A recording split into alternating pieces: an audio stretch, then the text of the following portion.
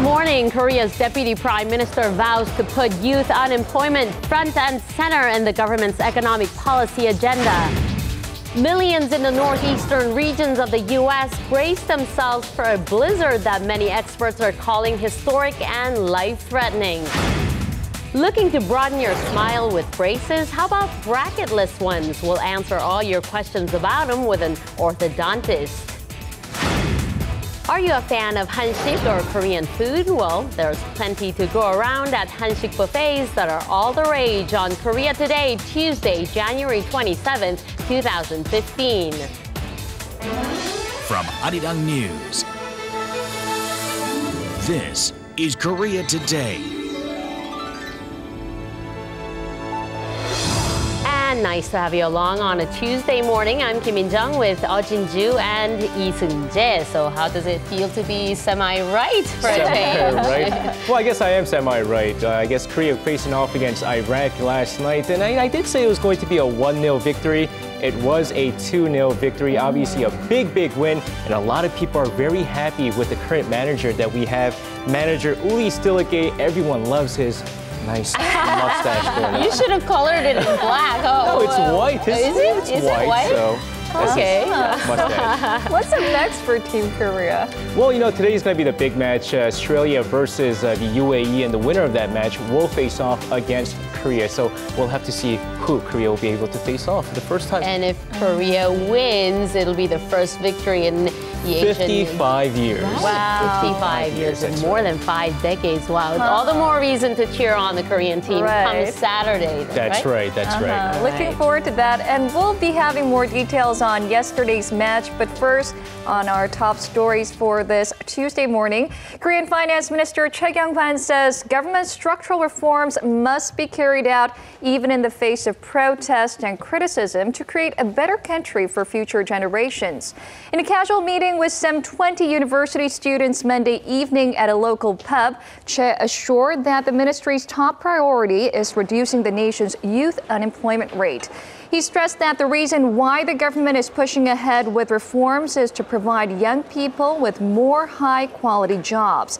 Addressing concerns of female students about continuing on with their career after marriage and childbirth, the minister vowed to make a favorable environment for working moms by easing regulations and providing tax benefits.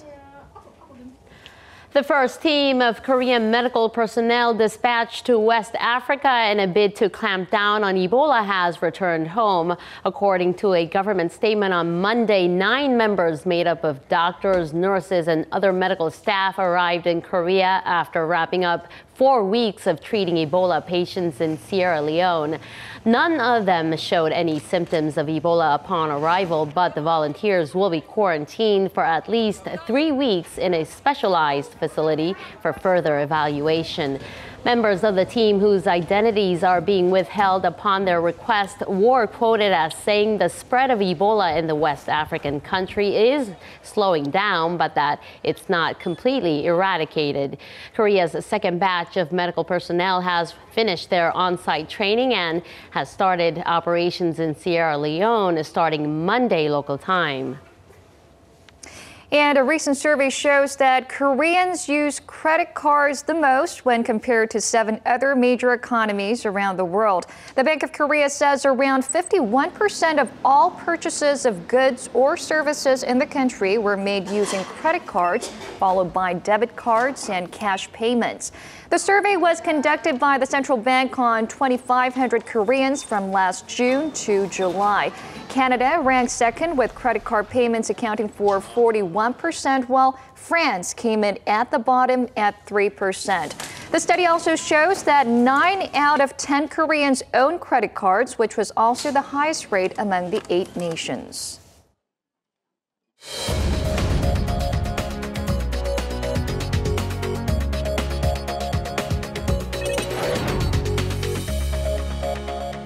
Good morning. It's time to run through the front pages of your newspapers.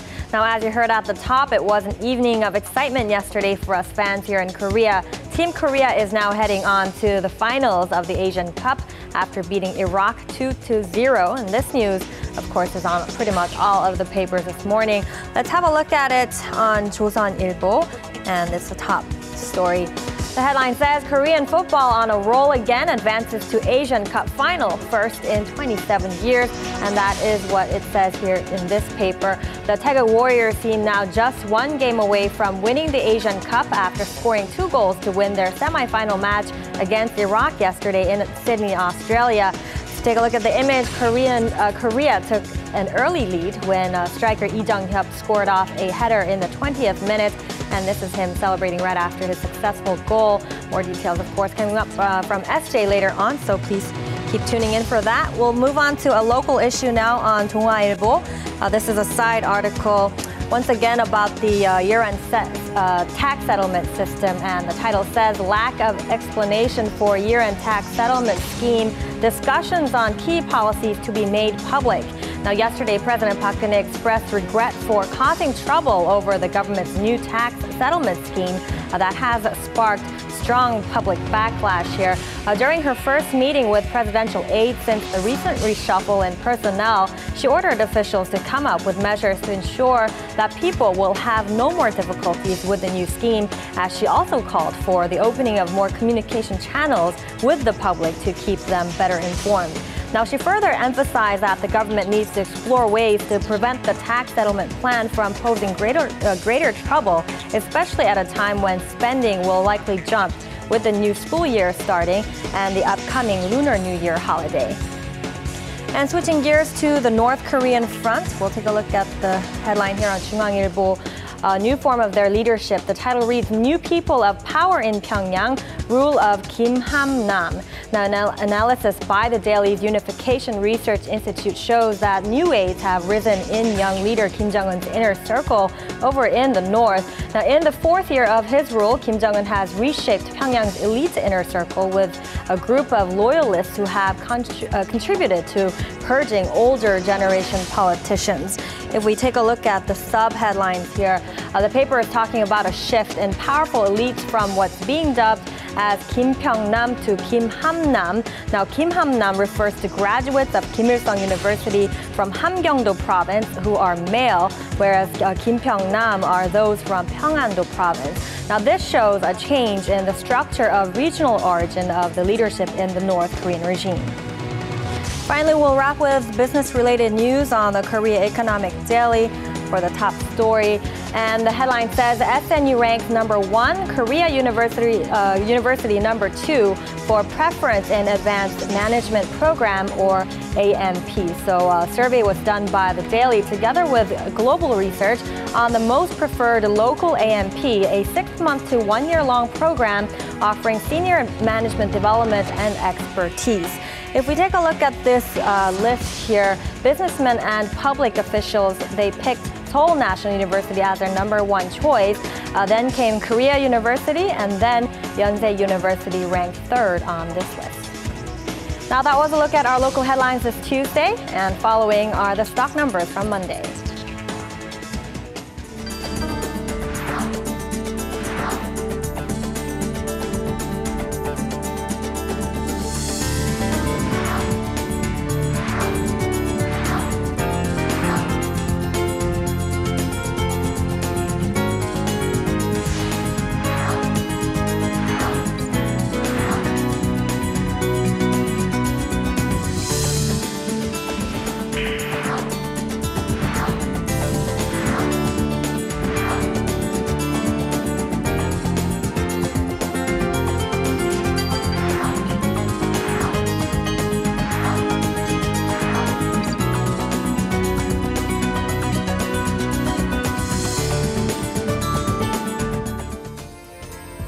Financial experts from around the world believe that a deeper understanding of North Korea's current economy and the changes within can vastly improve inter-Korean relations. There are also projections that a unified Korea would more than quadruple the economic value of South Korea's current economy. Chairman of Cisco Systems, John Chambers, speculated there will be a great number of firms willing to invest in North Korea after unification. Head of Emerging Markets at Morgan Stanley Investment Management, Ruchir Sharma, has expressed interest in expanding investment in the South if the two Koreas unify. Some have been more proactive, seeing North Korea as a great potential opening for investment. American businessman Jim Rogers is one of them. He's the chairman of Rogers Holdings and is a legendary investor known for holding a minimum of $3 million in assets. He has voiced his willingness to invest all of his assets in North Korea if the two Koreas are unified. And we sat down with him to learn more about his insight on the Korean economy following unification, one that falls in line with President Park Geun-hye's vision for a unification bonanza on the peninsula.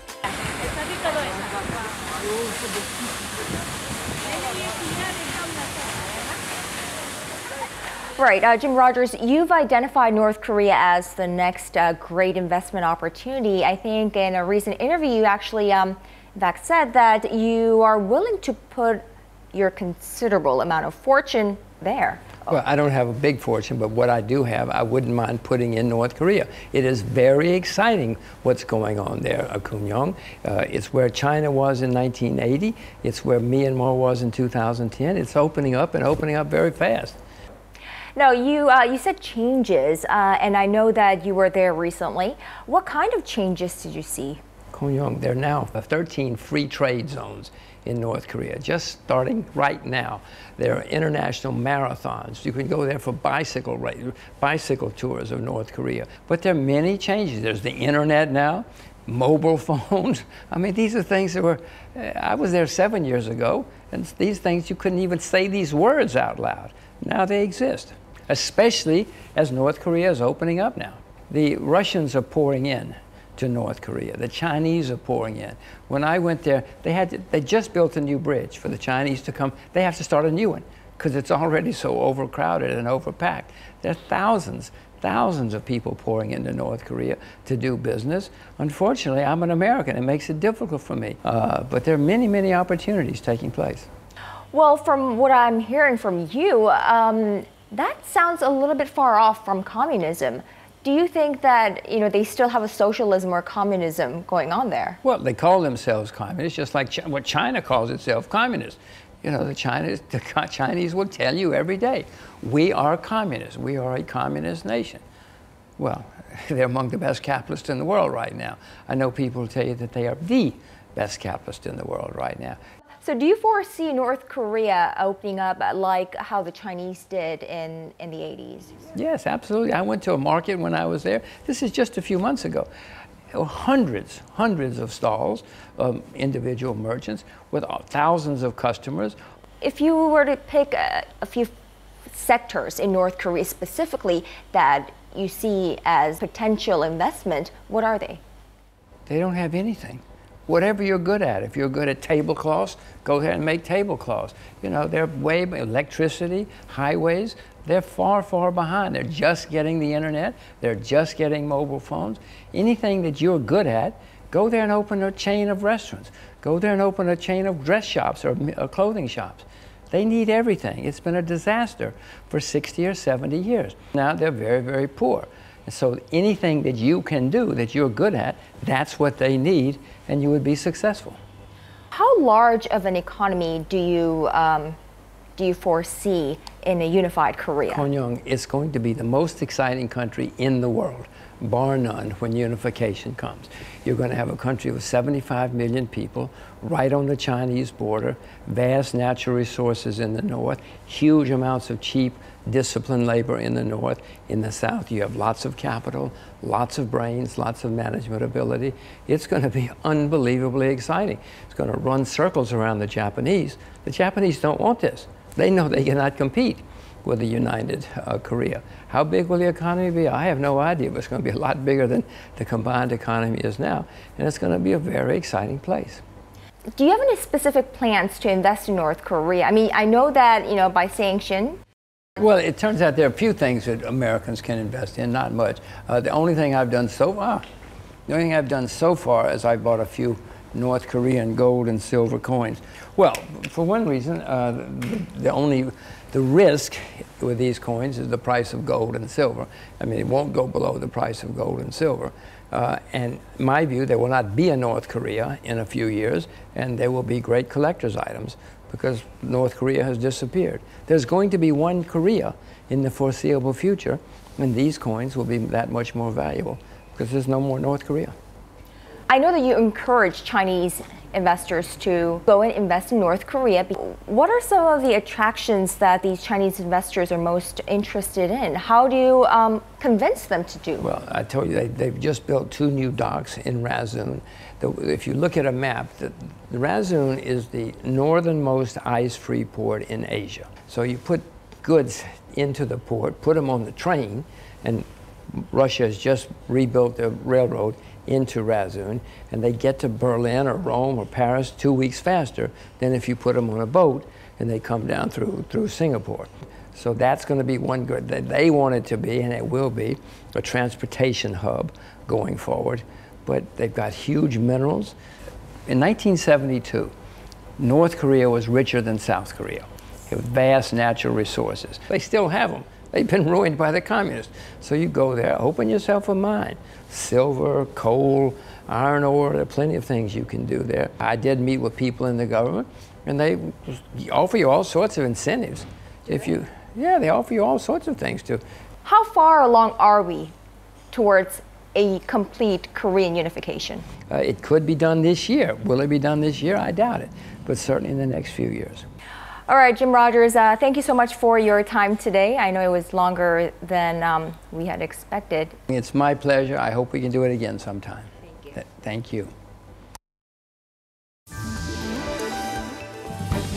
And stay with us on Korea Today. We're going to take a closer look into dental braces. Now, the long commitment and discomfort sometimes make it difficult to have them on, but a series of new developments have been made in the field right here in Korea. More details coming up, so stay tuned. You know, Mother Nature is being a little tricky with us. The past few days, we saw warm temperatures, but today it's quite cold. And the east coastal regions are expecting some snow today, especially Gangwon-do province. So let's toss things over to our Chun Sung-cho for the weather forecast. Good morning, Sung-cho. Good morning to you. Good morning, guys. The air feels a lot colder this morning with the current temperatures hovering around -3 here in Seoul and -8 with the wind chill. The entire nation is bracing for a cold snap as a high pressure system over northern China has expanded, sending frigid easterly winds our way. And though this cold snap is going to be a short one, only lasting a couple of days, the problem is what comes with it. Heavy snow, freezing rain, and high winds are set to batter the eastern Gangwon-do province, dumping 10 to 20 centimeters of snow and even over 30 centimeters in the mountainous areas until tomorrow.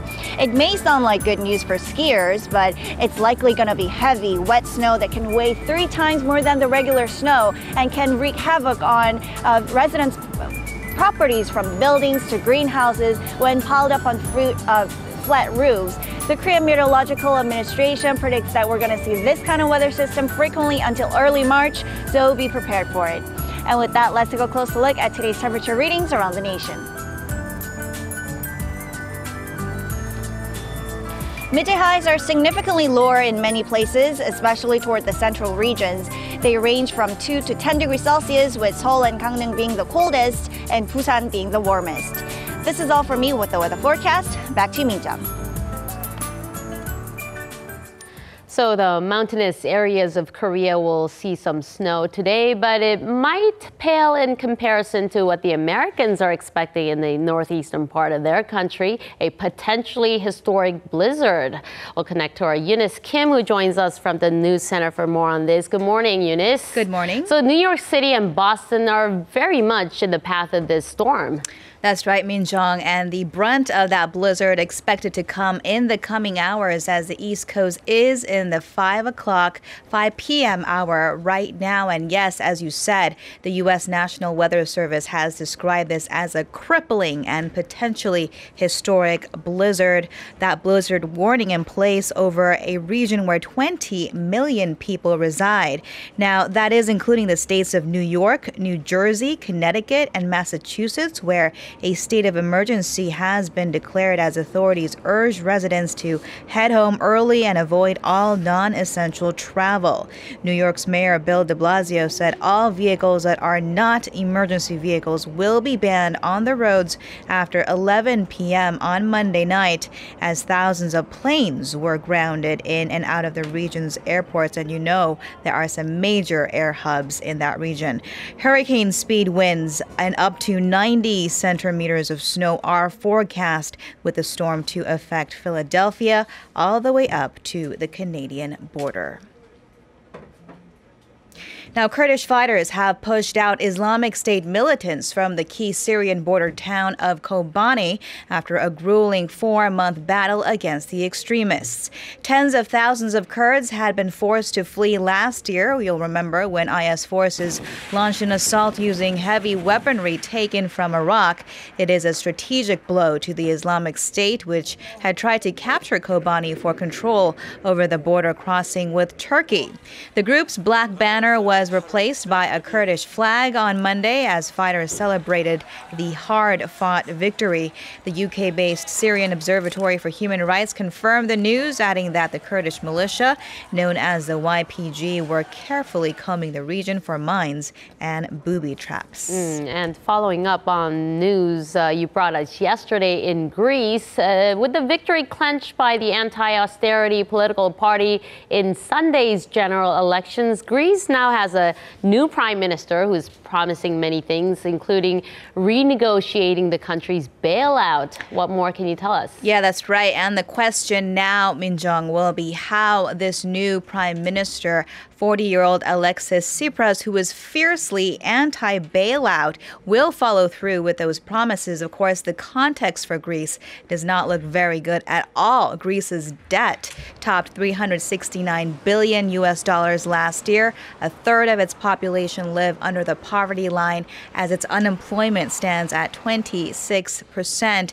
Now, Tsipras of the anti-austerity political party Syriza was sworn in as the new Greek prime minister less than a day after his party's victory, and just ahead of that, he had formed a coalition government with the independent Greeks.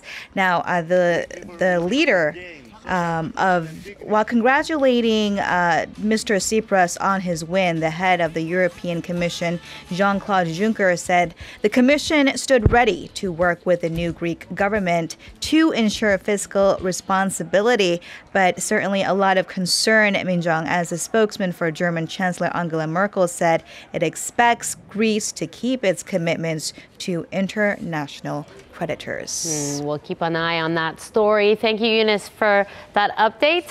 You bet. And stay with us on Korea Today, especially if you like hansik, because we're going to check out some restaurants that offer hansik buffets. It's going to be a lot of Korean dishes on the table. And some of these restaurants, you have to make a reservation a month in advance, and long lines are a given on any day. So what's the buzz? We'll find out.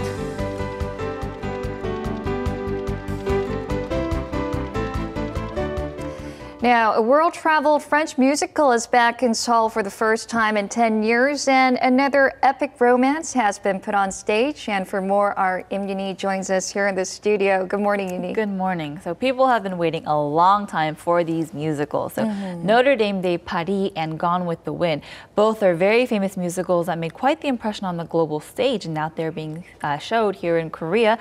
To start off this year's musicals with a bang, take a look. Up in the high bell tower of a 15th century Parisian castle, the beautiful gypsy Esmeralda awaits. She loves the captain of the royal archers, but Quasimodo, the hunchback who rings the tower bells, falls in love with her as well. The story of her doomed love triangle reverberates through time. It's been almost 10 years since the original cast of France's most successful musical, Notre Dame de Paris, has been on the stage together. But they've reassembled for a global tour, and they've chosen to kick it off in Seoul. The internationally acclaimed performance premiered on Korean stages in 2005 and is back for this very special occasion. Scarlett lives in a war-torn era, but she finds her life further complicated by the pains of an impossible love. The musical, Gone with the Wind, is based on Margaret Mitchell's novel of the same name and premiered to rave reviews in 2008. The Korean production is set to star Seo-hyun from Girls' Generation as Scarlett, alongside actor Joo Jin-mo as her love interest, Rhett Butler. So Seo-hyun and Joo Jin-mo, those are some big names there. And it's not uncommon to see these famous actors or singers featuring in these big musical productions these days. Right, that is a very effective means that musicals are taking advantage nowadays. This performance is actually the musical debut performance for Joo Jin-mo. And so people are very excited for that. But you also saw in the report, Girls' Generation Seo-hyun, so very big names like you said. So a lot of attention will be drawn to that musical because of them. And going back to the Notre Dame de Paris, I went to watch it when it first came to Korea back in 2005. Right. And a lot can change over the 10 years. Right. So are there anything new added to the performance this year? You know what? Why change what works? The director actually said that there are not too many changes to this performance because it was so well received when it showed in 2005. And so the Notre Dame de Paris actually made the Guinness Book of World Record as the most successful first-year musical in all of musical history. So obviously it is very popular. So the director said that they added a little bit more of modern choreography, umped that a little bit more. But overall, the same performance you saw in 2005. So if you liked it then, you'll like it now. I think we can expect the same this year then. Right. All right. Thank you, Uni, for that report this morning. Always a pleasure.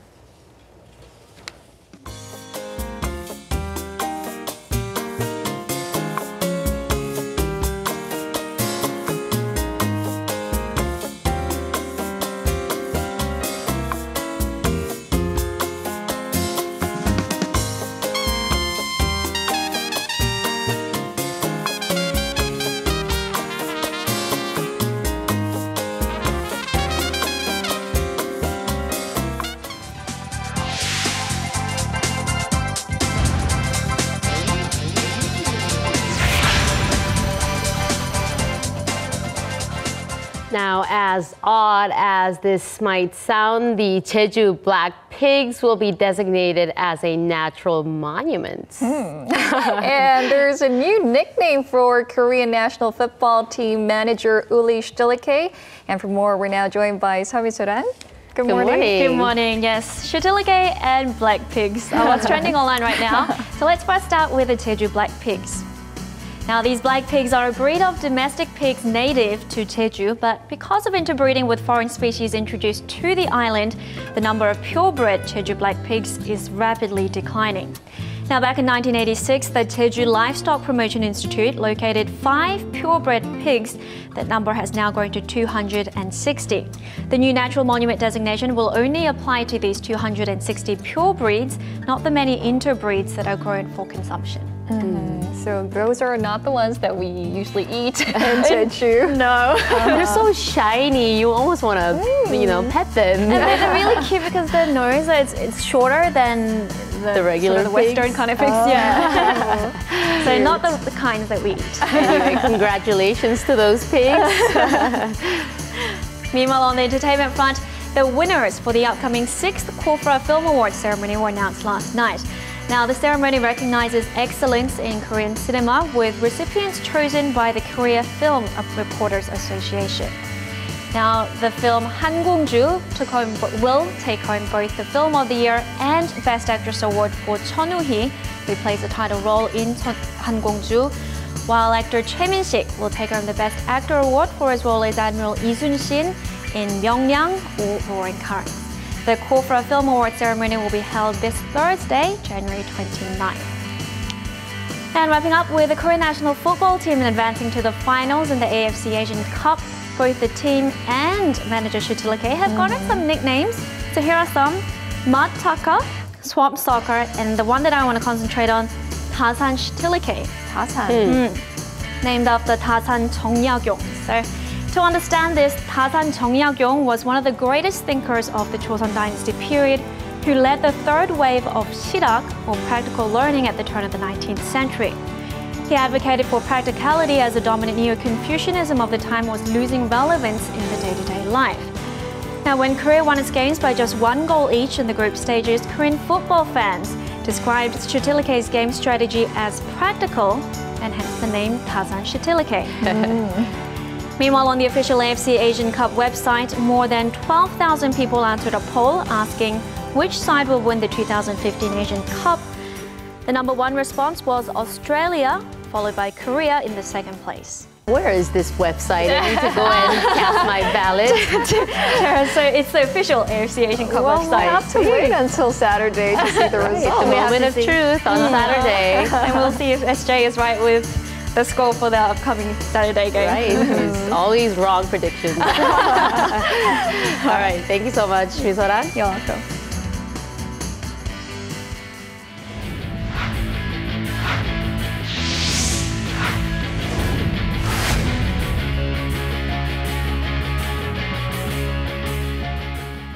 Well, definitely a lot of football coverage here on Korea Today. And of course, I will also kick things off with our 2015 Asian Cup coverage. And then the big match last night, Korea versus Iraq in the semifinals, with both teams one win away from the final. Now, they have faced each other twice in the knockout stages before, and actually twice Iraq has won via penalty shootout, most recently back in 2007. Well, will it happen again? No way, says Cinderella man Lee Jung-hyup, who on a brilliant set-piece play started by Kim Jin-soo, heads one past the goalkeeper here, scoring yet again in this tournament, giving Korea the 1-0 lead in the 19th minute of the match. But an insurance goal in the 49th minute of the match when Kim Young-gwon sneaks this one past the reach of the goalkeeper, giving Korea the 2-0 lead in the 49th minute, as Korea's Kim Jin-hyun gets another clean sheet for a 2-0 win. Of course, with Korea advancing to the final, they're set to play against the winner of Australia and the UAE. Now, when Olympic swimmer Soon Young tested positive for doping, it really shocked the swimming world, even here in Korea. But last night, reports have come out that the Marine boy Park Tae-hwan tested positive as well.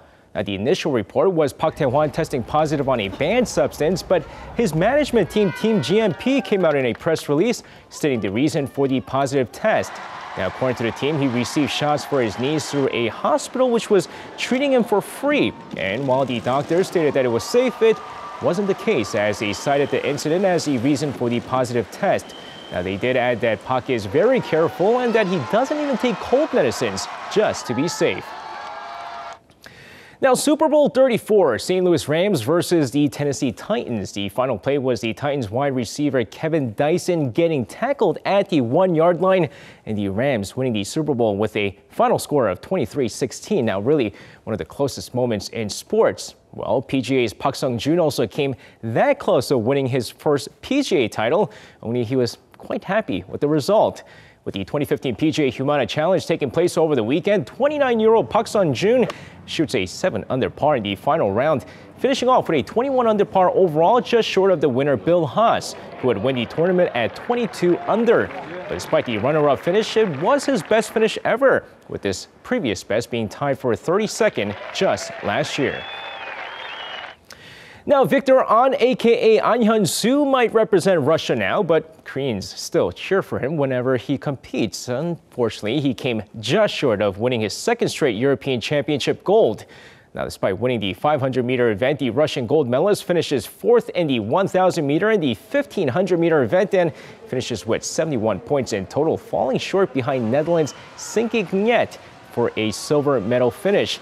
Well, not a bad finish despite falling short and winning his second straight European gold. And that's going to wrap it up for me. This has been SJ. Have a great rest of the day and see you guys again for your sports needs.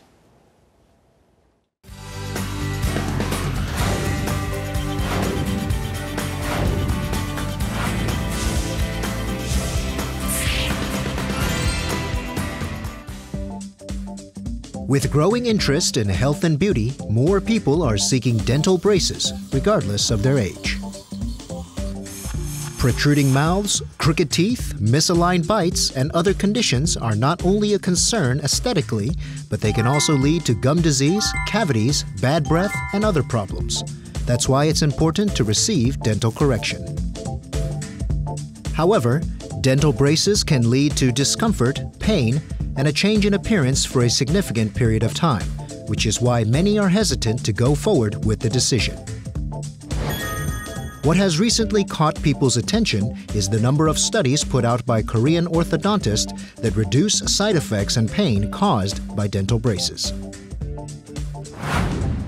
Chung Jun-young has seen a misalignment in his jaw over the years, and his mother, Lee Ji-young, decided to get him braces to improve his dental health. He had trouble keeping his mouth closed when sleeping since he was young. As he got older, his front teeth started to protrude more and it looked bad, so we got braces for him. The treatment that Chun-young has received is called MCPP, or Modified C Palatal Plate, used to treat malocclusion. MCPP is a device developed by Professor Kook Yun-ah from the Catholic University of Korea St. Mary's Hospital that is fixed onto the palate and helps push the protruding front teeth and roots of the teeth backwards. The device is hidden, unlike existing headgear, reducing the burden and concerns of patients. This device allows the molars and all other teeth to move backwards at a leveled angle. The device was used to treat 7 men and 13 women for their upper jaws, and according to analysis using a cone beam CT, it pushed back the first molar by an average of 3.3 millimeters. With conventional headgear, because of the appearance, a lot of people take it off when going out and only wear it at home, so the patient needs to manage their use of it. But the MCPP method attaches the device to the palate, so there's no worry about the looks and users don't need to constantly take care of it. Recently, a bracketless method of dental correction announced by Professor Chun Yun-sik from Iwa Women's University Mokdong Hospital was published in a renowned orthodontics journal in the US, receiving a lot of attention. The method uses a nickel titanium wire, and as the bent area slowly straightens out, it pushes the molars back to where it normally should be situated. In order to apply the device, a 3D mold is created to determine the patient's dental structure. Using 3D simulation, the length that the molars must move and the location of the wire are determined, allowing for a more detailed and accurate application. After that, a mini screw is implanted in the gums near the molars, and a strong wire is used to connect the area, which is why brackets normally applied to set wires are not needed. This reduces the discomfort of having brackets applied in partial braces, and it prevents the sense of irritation it can cause within the mouth. There is the belief that dental correction is bad for adults, especially women with bad gums. That's not really true, but what makes things inconvenient when using brackets is that it creates plaque buildup. So this wire treatment method is good because it's free of conventional problems and can be recommended for adults with unhealthy gums as well. More orthodontic treatments these days aim for greater accuracy and comfort, providing an advancement in treatment and better results for the patients.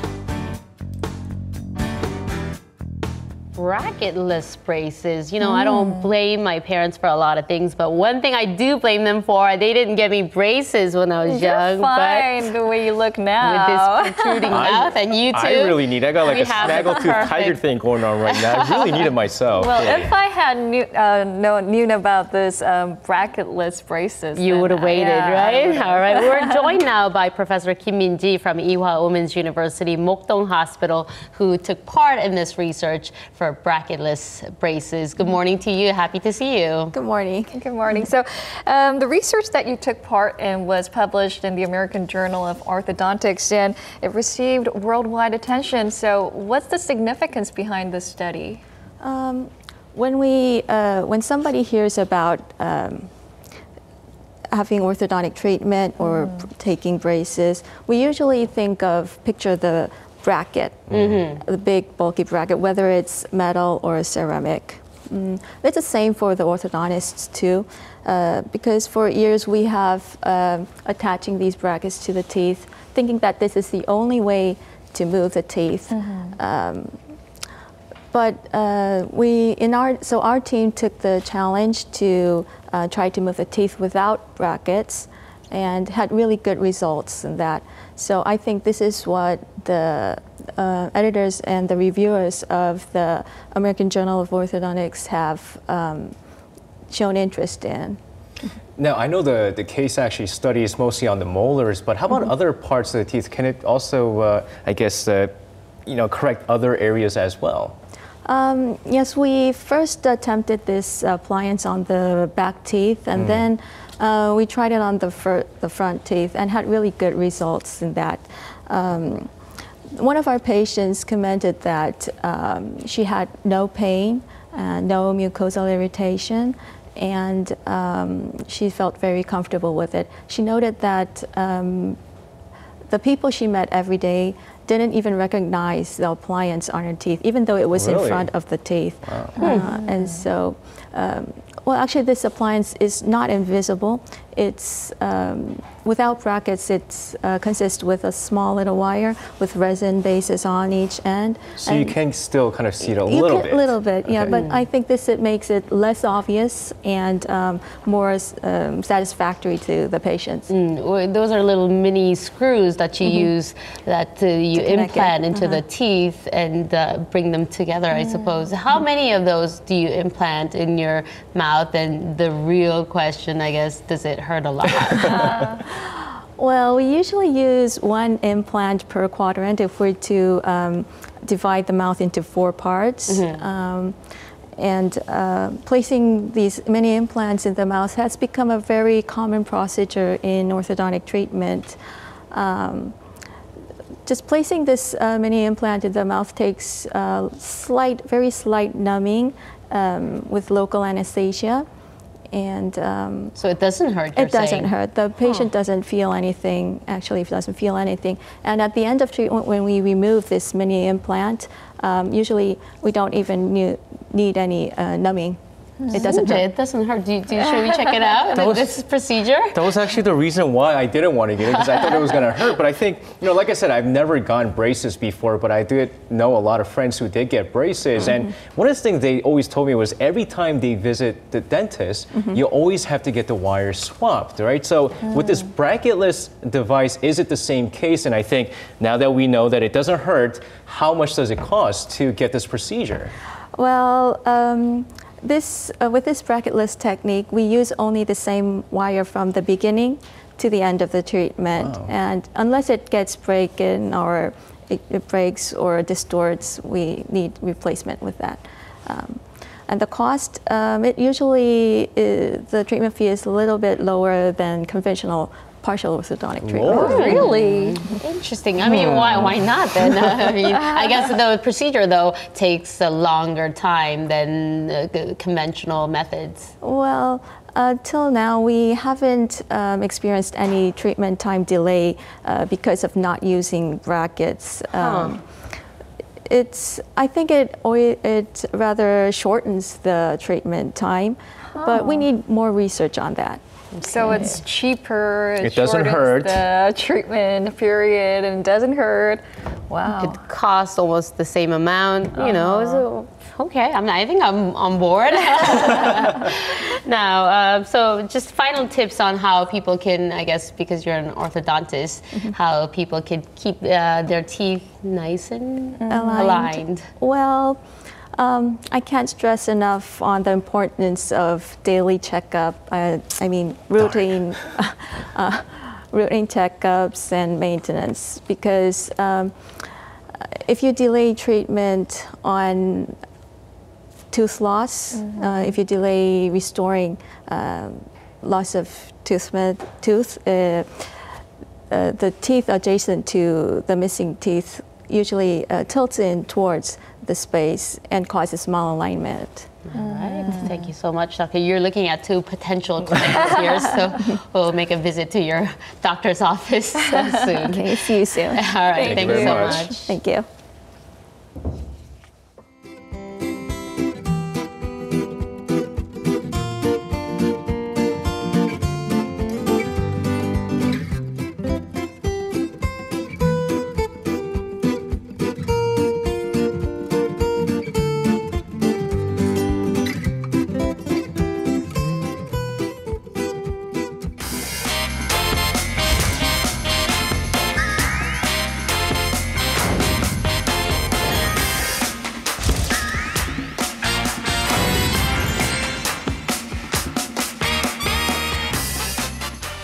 So as more people turn to healthier options when eating outside, hansik restaurants are gaining a lot of popularity these days and buffets as well. That's right. We went to check out several places that offer hansik buffets. Alex Sigrist joins us. Good morning. Good morning. Good morning. Thanks for having me. And yes, I've just found out about these things. I've been in Korea for 6 years, so I can eat Korean food fine now is no problem.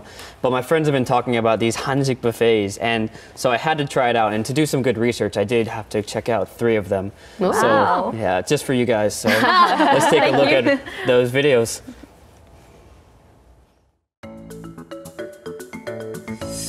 Over the past 2 years, 7 brands have sprung up, and the number of these restaurants has jumped by 50-fold across the country.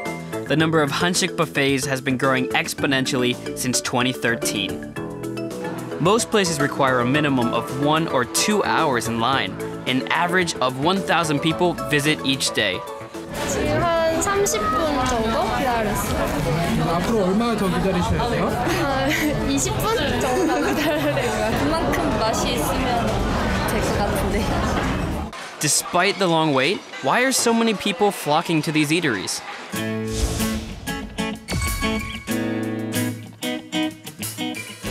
This restaurant works with local farmers and uses in-season ingredients sent fresh from their farms. Some wrapped vegetables from Icheon, Gyeonggi-do Province, a salad using tomatoes from Nonsan, Chungcheongnam-do Province, and goshiragi grown in clean waters off Janghung, Jeollanam-do Province. All of this produce is used to create a new dish each month. It's good to eat seasonal food, so I enjoy being able to do that here. The food doesn't seem to have much artificial seasoning, and I like the traditional taste, so I'm satisfied with the experience. There's also a room for fermentation where customers can directly see how the various jang sauces and jangachi pickles are made. Hansik buffet restaurant Puripche makes its own sundubu, and along with your order they serve up gondere rice, fresh in a hot bowl. These elements are all used to highlight the healthy aspects of Korean cuisine. Hansik does not include a lot of deep-fried dishes, uses less oil than other cuisines, and includes a lot of vegetables. When it comes to protein, a lot of the dishes include jang sauces made with soybeans, and there are other fermented dishes, or tubu. This means there are fewer calories but a lot of fiber that can provide a well-balanced meal with many different nutrients.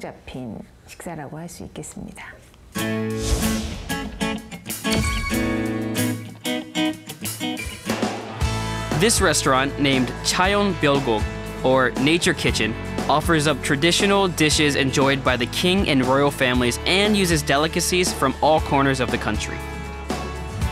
The charcoal grilled pork is said to have been a favorite of King Sejong the Great. There's also chili paste pork, known for being popular with King Yongjo. All of these dishes offer a taste of local specialties and attract people who are looking to experience tastes from all over the country. Puripche, which means house full of greens, promotes its fresh greens and vegetables grown in the clean folds of Oldesan Mountain in Gangwon-do Province. Gejol Bapsang, or Seasons Table, even has a market set up within the store so that people can buy food made using in-season ingredients by farmers from Korea Venture Agriculture College. Each product is labeled with the name of the farmers, adding a personal touch and a story behind the food. And this has been a great opportunity to help promote the farming community here.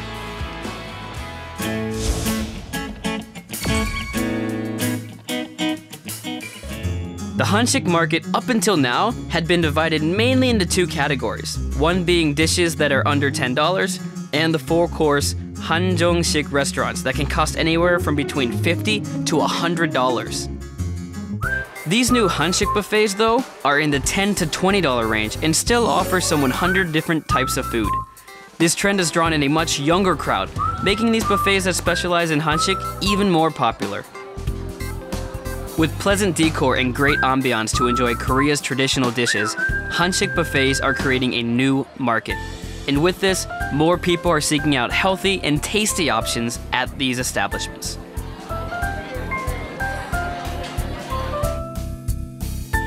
Wow, it looks like you brought the entire buffet, hansik buffet, right to our table. Thank you. Thank you so much. You're welcome. So where do we begin? Let's start with puripche. This restaurant is known for having this healthy green atmosphere, a lot of green vegetables in this one, including right over here we have the sanche bibimbap. And they have all different types of namu. They have gondere, gosari, pimaja, the daresun, chamnamu, all these green vegetables that if you mix it together, it's really good. Just help me do this, please, guys. Because you're supposed to mix bibimbap with using your chopsticks instead of your spoon because it might end up crushing your vegetables. This is how we do it in Korea. Thanks for teaching me. I really had like a full food lesson this week, learning about all these new foods. There's a suje hamhung naengmyeon over there too. This one? Suje is of course handmade, so that's really good. They press it there when you order it. So it was really delicious for that one. There's also the gondere gamasopap. Again, the gondere, it's the healthy greens mixed in with the rice. And afterwards, you can even put in the water, make the nurungji, which was really good. And suri tridok, that I recommend. That was really good too. The green one. Yeah. That was delicious. I enjoyed that one, made from like a local glutinous rice, and it had a nice kick to it. Really sticky. It's quite soft too. I mean, you want to take a bite? Wow. Does it have pat red bean inside? Or? It does. It does. Okay. Red bean paste. Yeah, I really enjoyed that one. Then we also have some food here from the Chaeyeong Byulguk, and this was really cool because it was more about the story involved. It's about the kings and what they had beforehand. We have the bosam here, but it's not just bosam, it's the Myeongiji dubu bosam. And the Myeongiji is really what makes it special and unique. And that one was really cool. It was Moonjong. King Moonjong is the one who ate that, and that was his story. And it's really good for your Let's show skin. our viewers how it's done. So you take one leaf, maybe I'll use a clean plate, and then what do you do? I pretended like I know. So you put this. Well, see, when I eat it, I just put everything together, all 5 things. And then some radish. And then maybe a little bit of white cabbage there, and then you wrap it. See, Koreans are so good with their chopsticks. And then, it's so good. Okay, not so good. This is a live performance, you know? All right, Jinju, let's try this. Why? Okay. All right, there you go. See, it's perfect. It's the perfect size. Isn't it good? It is. Yeah. And the meat it has a flavor in it. I guess Yeah, there was something unique about each of the meats that came out, which was really cool. We also have like the dok galbi, which is the food that King Sejong really liked, and that has a unique taste to it as well. That's really good. And then King Yeongjo also had something he liked. It was called chikwa gochujang cheukgui. And I was surprised at that one because that one has a little bit of a spicy kick to it. So if you're interested in that kind of stuff, that was really good. And apparently it has something to do with helping with your digestive tracts in some way or another. Like kings would sit around all day, so they had to eat something. And so there's a story behind all of it. And that was the cool part. It was the ambience that came with this restaurant. So is there any way we can make reservations for these hansik buffets? Because I believe that it'll be really crowded and lines. It looks like you need a reservation. Oh yeah, it was amazing. You can't do it today. You won't be able to say, hey, let's make a call tonight. If you're going with a group, you're going to have to do it in advance, and sometimes up to a month in advance, depending on how big. Wow. So the waiting lines are kind of long, and when you go there, you can wait. If you're even with just 2 people, you can wait for an hour or 2 if you go at lunch or dinner time. I was shocked at how many people were just there before the store even opened. Wow. I mean, most Koreans grow up eating these food and dishes, but how do you think this will be received overseas? You're a foreigner yourself. I mean, I am. Do you think it takes a lot of warming up to, or is it an instant love at first sight type of thing? Well, you know, Korean food nowadays is getting a lot of popularity in the States because it's healthy. So it may actually be able to pick up some steam over in the United States, so where I'm from. But it just kind of depends. So right now, a lot of people are thinking as long as it picks up here in Korea and maintains its popularity, then in the end, it will be able to go overseas. And now there are plans. Puripche actually has plans to go to China with Sunjin first and then Haobin second. There's actually some interest in having these restaurants, these buffets already there. So I think there will be a chance for it to move overseas. So you've introduced 3 restaurants, but I know there are other kind of Korean buffets. Can you tell us some more about them? Yeah, there's one called Olban, which was, there's a famous chef or restaurant menu designer named Park Jong-suk who was able to help develop this really, really cool, unique experience. And there's other cool stuff there too, like you could take your own rice and like kind of clean it up, make some, you can also make bungeoppang for those. I'm a big fan of. I'm a super big fan of bungeoppang. Yeah, and then nolbu, if you guys know nolbu, they're more known for, right. But they're also making their own little hansik salad bar buffet, so they're trying to jump into that field. And Lotte with Pyeolmiga, Pyeolmiga, they're going to be coming out with one too as well. So clearly, the popularity is there, and you can see the market. It's going to be there's going to be a lot of restaurants opening up soon. All definitely a booming market. Jumping on the bandwagon. Oh, I'm loving it. And you had a tough job remembering all those names of the dishes. So congratulations. Here's a treat for you. Well done. I've earned it. Thank you for all these dishes today. Right. See you next week. All right. Well, that's just about it for this edition of Korea Today on this Tuesday morning. Have a great day, and we'll be back at 7 a.m. tomorrow. Thanks for watching. Bye-bye.